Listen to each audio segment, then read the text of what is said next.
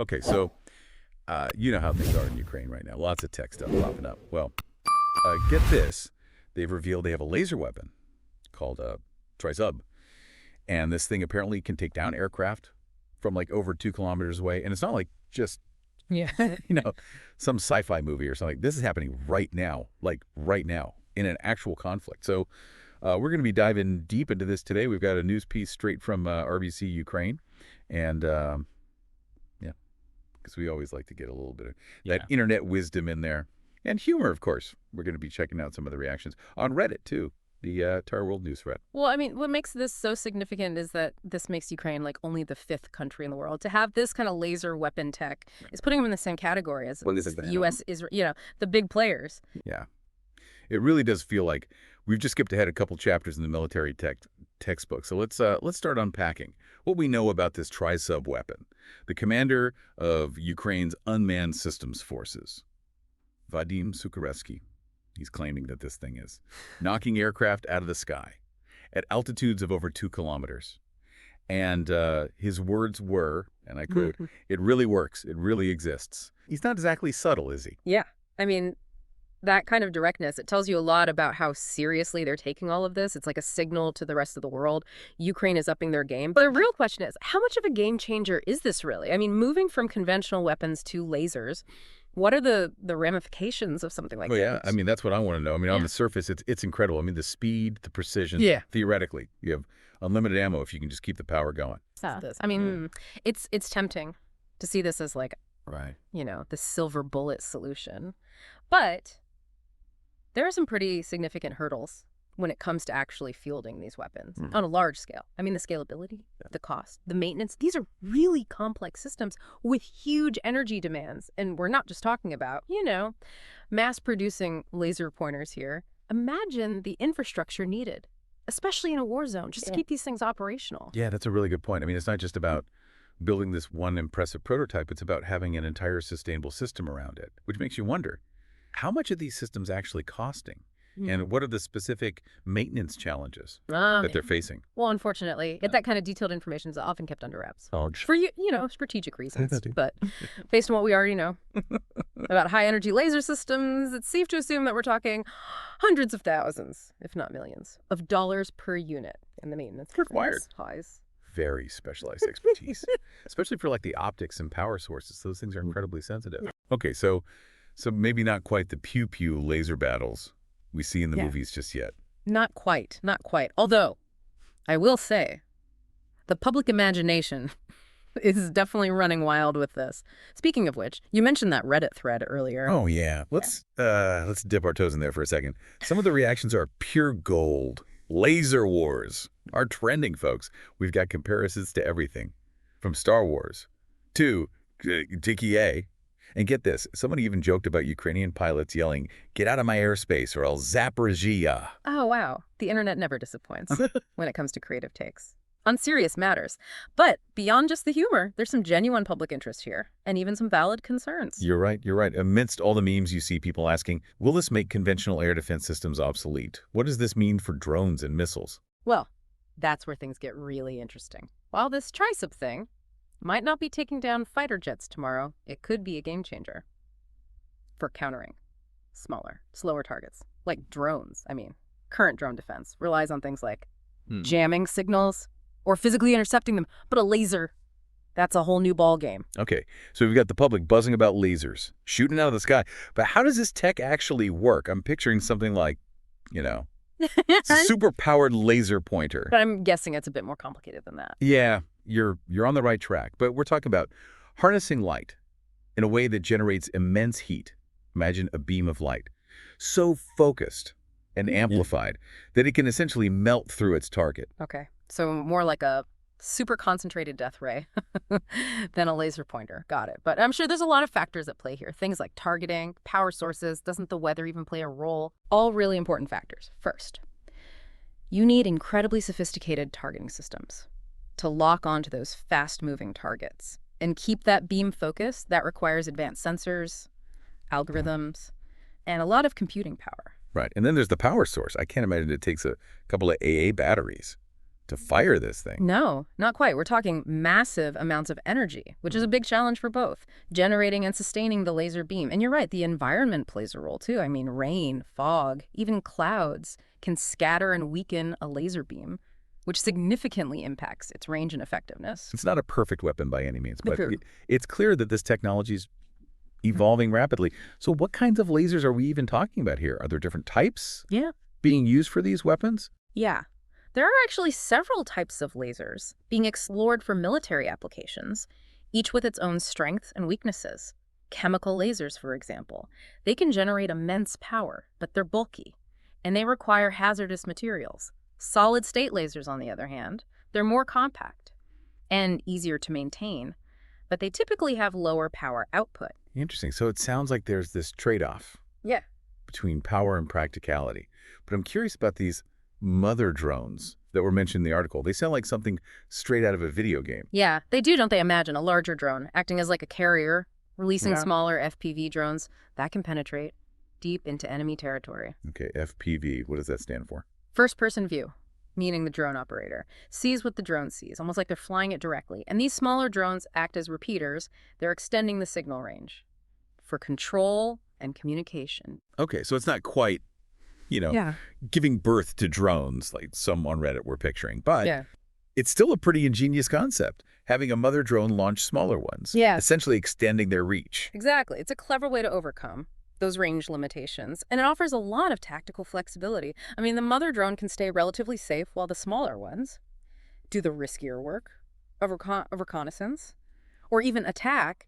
And if one of them is lost, the mother drone can deploy another. Oh yeah, reminds me of those. Carrier units in StarCraft, deploying smaller fighters and bombers. I mean, the comparison is apt. It seems like video game tactics are making their way into the real world. Jokes aside, this mother drone concept really highlights Ukraine's ingenuity in adapting and pushing the boundaries of drone warfare. So, we've got Ukraine unveiling laser weapons, deploying innovative drone tactics. It's clear they're not standing still in this conflict. But what does this all mean for the future of warfare, not just in Ukraine, but globally?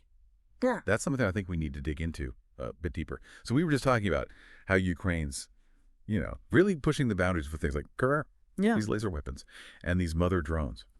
But looking beyond just these specific advancements, what does all of this tell us about the overall direction of military tech? Are we heading into this era where everyone has access to these kinds of tools? That's a really crucial question. For a long time, cutting-edge military tech was really the domain of, a select few superpowers. But what we're seeing now, with Ukraine developing these systems in the middle of a conflict, it's a sign that the landscape is shifting. I mean, smaller nations with the right resources and the right expertise, they're proving they can compete on a technological level that was once unimaginable. It's kind of like a democratization of military tech. Yeah. Almost. And what does that mean for global security? Does this make conflict more likely, or could it actually make things safer? Well, it's a double-edged sword. On one hand, you could argue that if the potential costs of war are higher for everyone involved, it might act as a deterrent. I mean, nobody wants to stumble into a conflict where everyone has access to, devastating weaponry. On the flip side, if countries feel like they've got these high-tech tools at their disposal, wouldn't that make them more likely to use them?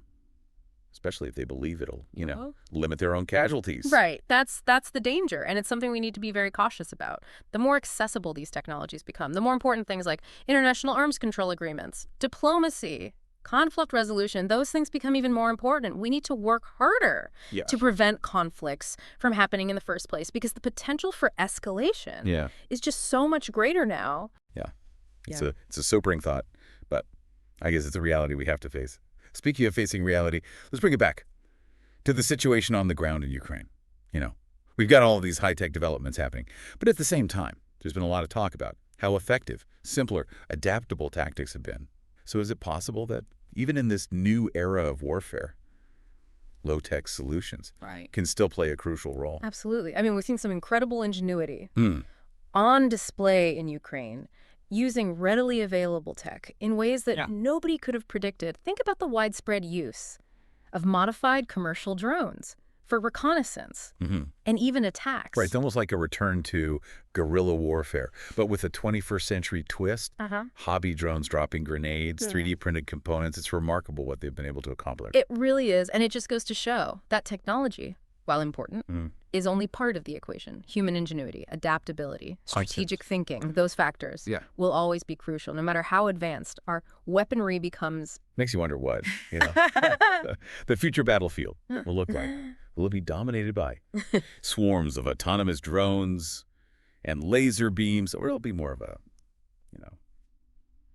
it's a complex mix of high tech and low tech, where human ingenuity is finding ways to exploit the weaknesses of both. My guess is it'll be a complex interplay of both. We might see periods of intense technological warfare, followed by a shift towards more adaptable, low-tech tactics as adversaries learn to counter. Those high-tech systems, it's a constant game of cat and mouse, but with much higher stakes. Right, which raises the question, what kind of impact will these technological changes have on warfare itself? Will they make wars more destructive? Yes. Or less destructive? More frequent? Or less frequent? No, that's the million-dollar question. And it's one that, experts are grappling with right now. Some argue that by making warfare more precise, we can actually reduce civilian casualties and limit collateral damage. If weapons are more accurate, the argument goes, we can target military objectives with greater precision and minimize harm to non-combatants. Yeah, that makes sense in theory. But wouldn't that also make it easier for nations to justify going to war in the first place? I mean, if they believe they can achieve their objectives with minimal risk to their own forces and fewer civilian casualties, the threshold for conflict might actually be lowered. Right. You're highlighting a crucial point there, the ethical implications. Technology can be used for good or for ill. And the decisions we make about how we develop and deploy these tools will have profound consequences. Right. And let's not forget the potential for unintended consequences. Yeah. I mean, we've already seen cases where autonomous systems have malfunctioned or made decisions that go against their programming. Yeah. So as these systems become more complex and more interconnected, the risk of something going wrong increases exponentially. precisely, we need to be very thoughtful about how we integrate these technologies into our military systems. Human oversight and control need to be paramount. We can't just unleash autonomous weapons systems and hope for the best. The stakes are simply too high. We've touched on, a few ethical considerations here. But what about this notion of warfare becoming more detached, less human? And we're talking about lasers, AI-powered drones, machines making decisions. It all feels a bit removed from the traditional image of soldiers fighting on a battlefield. Yeah, it's a valid concern. And it really ties into this broader debate about the future of warfare as technology advances. Are we losing sight of the human cost of conflict? Are we becoming too reliant on machines to fight our wars for us? A disturbing thought, but one we need to address. I mean, if we're not careful, we could end up in a situation where war becomes a video game, where the consequences feel abstract and remote, even though real lives are at stake. Absolutely. That's why it's so important to have these conversations, to bring these issues to light, and to ensure that ethical considerations are at the forefront of all our decisions about military technology. We were looking at some of the public reactions to Ukraine's laser weapon on that Reddit thread earlier. And amidst all the memes and jokes, there were some really insightful comments about the potential impact of this technology. And some users were raising questions about the effectiveness of lasers against different types of targets. So what are your thoughts on that? Well, it's a valid question. And the answer is, it depends. It depends on a lot of factors. The type of laser, the power output, the target's material, and reflectivity, atmospheric conditions. All of these things play a role currently. Laser weapons are most effective against smaller, slower targets, like drones or missiles can also be used to disable sensors and electronic systems on larger platforms, but actually destroying a heavily armored target, like a tank or a fighter jet, is still a significant challenge. It's not quite a one-laser-fits-all solution. Not yet, at least. But the technology is evolving rapidly. We're seeing advancements in power output, beam quality, and targeting systems. It's not inconceivable that we could see laser weapons capable of taking down fighter jets or even ballistic missiles in the not-too-distant future. It's both fascinating and a bit terrifying to think about. It is, and it certainly underscores the need for responsible development and international cooperation. We need to make sure that these technologies are used ethically and that we have safeguards in place to prevent their misuse or unintended consequences. Speaking of future technologies, Right. what are some other areas of advancement that could have a major impact on warfare? Well, one area that's getting a lot of attention is artificial intelligence, or AI. We're already seeing AI being used in various military applications, from target recognition and threat assessment to autonomous drone navigation. And decision-making. Yeah. We're talking about machines that can learn, adapt, and potentially make life or death decisions on the battlefield. That's both fascinating and a bit unsettling. Yeah, it is. It's a powerful technology with immense potential, but it also raises some profound ethical questions as AI becomes more sophisticated and more integrated into military systems. We need to be incredibly careful about how we use it. What about hypersonic weapons? I mean, they seem to be getting a lot of attention lately. Yeah, hypersonic weapons, which travel at speeds exceeding Mach 5. They represent a significant challenge to existing defense systems. Their speed and maneuverability make them incredibly difficult to detect and intercept, which potentially gives the attacker a decisive advantage. So we're talking about missiles that can potentially reach their targets in a matter of minutes, making it extremely difficult for the defender to react in time. Exactly. And that raises concerns about the potential for miscalculation and escalation, especially in tense geopolitical environment, and the development